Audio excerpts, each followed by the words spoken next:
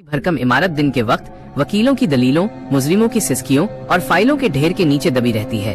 लेकिन जैसे ही सूरज ढलता है और दिल्ली की सड़कों का शोर थमने लगता है, इस इमारत का एक अलग ही चेहरा सामने आता है।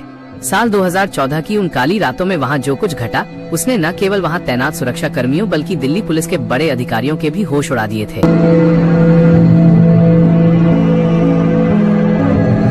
इस कहानी की शुरुआत होती है एक सर्द नवंबर की रात से, जब हवा की सरसराहट खिड़कियों के कांच से टकराकर किसी के रोने जैसी आवाज पैदा कर रही थी। हवलदार सतपाल सिंह, जो पिछले 10 सालों से पुलिस में था और जिसने कई खौफनाक वारदातें देखी थीं, उस रात कोर्ट रूम नंबर 40 और 50 के बीच वाले लंबे कॉरिडोर में गश्त लगा रहा था। पूरी इमारत में घोर अंधेरा था और सिर्फ उसकी टॉर्च की रोशनी ही उस सन्नाटे को चीर पा रही थी। अचानक उसे महसूस हुआ कि उसके पीछे कोई चल रहा है। उसने पीछे मुड़कर देखा, पर वहाँ कोई नहीं था। जैसे ही वो दोबारा आगे बढ़ा, उसे साफ सुनाई दिया कि कोर्ट रूम नंबर 54 के अंदर कोई बहुत तेजी से टाइपिंग कर रहा है।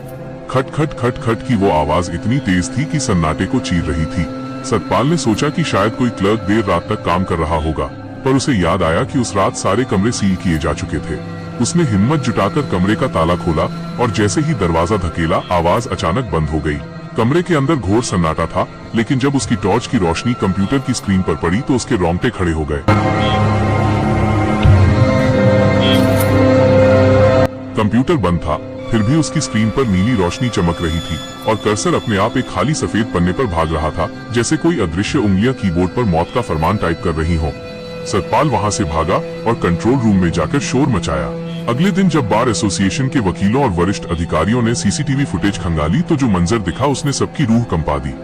फुटेज में साफ दिख रहा था कि रात के 2:10 बजे कॉरिडोर का एक भारी लकड़ी का दरवाजा, जो अंदर से कुंडी मारकर बंद था, अपने आप धीरे धीरे खुल रहा था। किसी इंसान की कोई परछाई नहीं थी, लेकिन दरवाजा ऐसे खुला जैसे किसी ने उसे पूरी ताकत से खींचा हो। इसके बाद लाइब्रेरी की अलमारियों से फाइलें एक एक करके अपने आप बाहर निकलने लगी और हवा में तैरती हुई फर्श पर बिखरने लगी। सबसे डरावना दृश्य तब आया जब कैमरा नंबर 12 की फुटेज में एक धुंधला सफेद साया दिखाई दिया, जो जज की कुर्सी की तरफ बढ़ रहा था। वो साया वहाँ कुछ देर खड़ा रहा और फिर अचानक गायब हो गया। वकीलों के बीच खौफ इतना फैल गया कि उन्होंने शाम 5 बजे के बाद कोर्ट में रुकने से मना कर दिया। कई वकीलों ने दावा किया कि जब वे शाम को अपनी फाइलें समेटते हैं तो उन्हें महसूस होता है कि कोई उनके कंधे के पीछे खड़ा होकर उनके केस पढ़ रहा है और उनके कान में ठंडी सांसें छोड़ रहा है। एक सीनियर वकील ने तो यहाँ तक बताया कि उनकी मेज पर रखी पानी की बोतल अपने आप गिर गई और फर्श पर पानी से इंसाफ शब्द लिखा हुआ दिखाई दिया, जो कुछ ही पलों में भाप बनकर उड़ गया। इस रहस्यमयी घटना की जांच के लिए अंततः एक पैरानॉर्मल एक्सपर्ट की टीम को गुपचुप तरीके से बुलाया गया।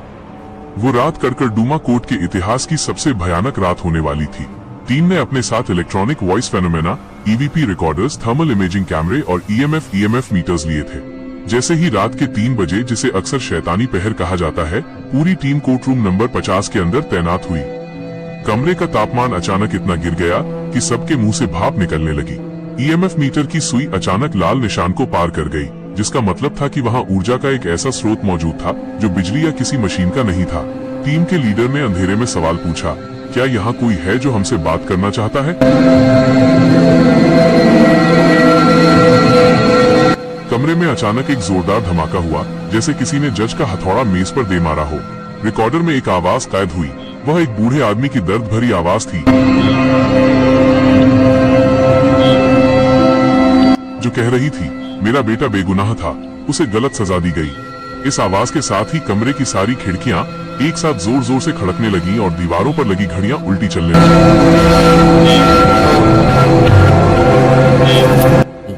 उस रात उस टीम ने जो महसूस किया, वो किसी भी विज्ञान की किताब में नहीं लिखा था।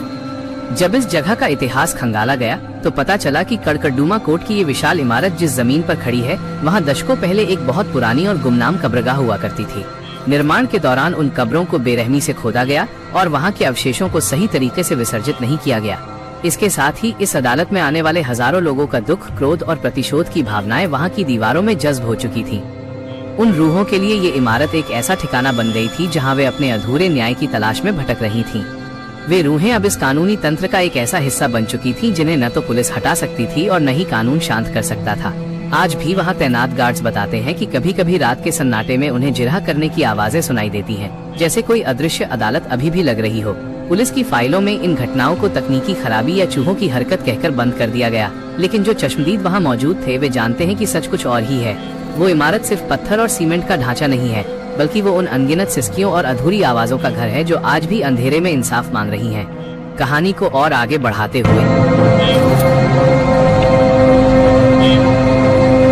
उन दिनों वहां के कर्मचारियों का हाल बद से बदतर होता जा रहा था।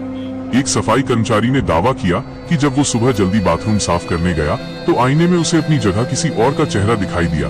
एक ऐसा चेहरा जो आधा जला हुआ था और जिसकी आंखें मदद की पुकार कर रही थीं। लोग इतने डरे हुए थे कि वे अकेले टॉयलेट जाने तक से कतराने लगे। कोर्ट की कैंटीन में काम करने वाले लड़के ने बताया कि रात को बर्तन अपने आप बजने लगते थे, जैसे कोई बहुत भूखा हो और खाना मांग रहा हो। प्रशासन ने इन सब बातों को दबाने की बहुत कोशिश की, लेकिन जब एक रात एक पुलिस कांस्टेबल की वर्दी पर किसी ने खून के धब्बे देखे जबकि वहां कोई लड़ाई नहीं हुई थी, तो डर ने आतंक का रूप ले लिया। उस कांस्टेबल ने बताया कि वो कॉरिडोर में सो गया था और उसे सपने में एक काला साया अपनी तरफ बढ़ता हुआ दिखा जो उसका गला घोटने की कोशिश कर रहा था। जब वो जागा तो उसके गले पर उंगलियों के नीले निशान थे। ये सारी बातें दिल्ली के गलियारों में आग की तरह फैल गईं, लेकिन सरकारी रिकॉर्ड में इन्हें कभी जगह नहीं मिली। धीरे धीरे वक्त बीतता गया, पर कड़कड़डूमा की उन दीवारों के पीछे छिपा खौफ कम नहीं हुआ।